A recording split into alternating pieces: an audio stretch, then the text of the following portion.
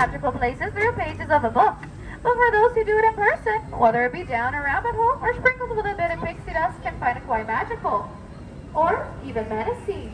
But don't worry, folks, though it appears we went through the jaws of Monsieur the whale, the very same whale that swallowed Pinocchio, we're actually being transported to a magical place called Storybook Land. Of course, if you thought Monsieur was scary, in the cave coming up to your left, it's the home of the big bad wolf. Houses, one made out of straw, one made out of sticks, and one made out of guaranteed wolf-proof bricks. Now, just around the river bend, coming up to your left, is the quaint English village that's home to Alice, where one golden afternoon she chased the white rabbit and fell down the rabbit hole, and fell down, down, down into Wonderland. Of course, things got curiouser and curiouser from there. There are many fascinating places here that inspire storytellers, places like London Park off to your right, where Peter Pan, John Wendy, and Michael Darling first flew with the help of Tinkerbell's pixie dust off to Neverland, where they never ever have to grow up. Or places like Agrabah, straight ahead, a city of mystery and enchantment, where a street rat named Aladdin first bumped into Princess Jasmine in the marketplace and stole her heart. Though they come from two separate worlds, thanks to the power of love and the help of a blue genie, they were married and now live in the Sultan's palace.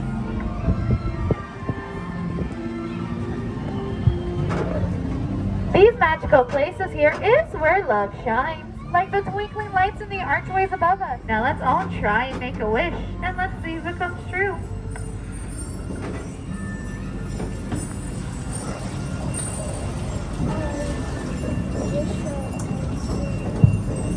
Snow White made a wish for safety after she fled the evil queen and came across the cozy forest cottage that's off to your right-hand side. It's the home of the 7 dwarfs who offered her shelter and thanks for her kindness, and beyond that's their dynamite, where they like to whistle while they work. And Cinderella made a wish to go to the ball, but her wicked stepmother forbade it, and locked her up in the blue roof chateau that's off to your left. Thanks to her fairy godmother, folks, she was able to attend, but since she didn't leave by midnight, her carriage turned back into a pumpkin. And it's still there, up on that bridge. While magic has its limits, thankfully love does not. And now Cinderella and her prince live happily ever after in their castle atop the hill.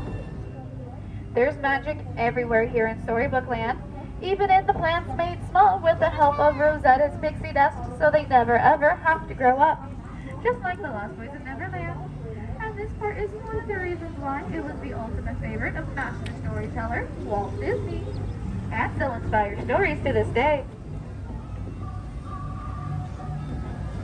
And beyond that's the kingdom of Arendelle, Castle at Bay, Ship at Anchor, and Frozen Ice Palace in the snow-covered mountains. There, sisters Anna and Elsa meet their frozen friends, Olaf, Kristoff, and Sved. And they all discover something more powerful than Elsa's magic, the power of love. Straight ahead is the Alpine village that's home to Geppetto, a woodcarver who carved a little wooden puppet boy named Pinocchio and wished him to be a real boy.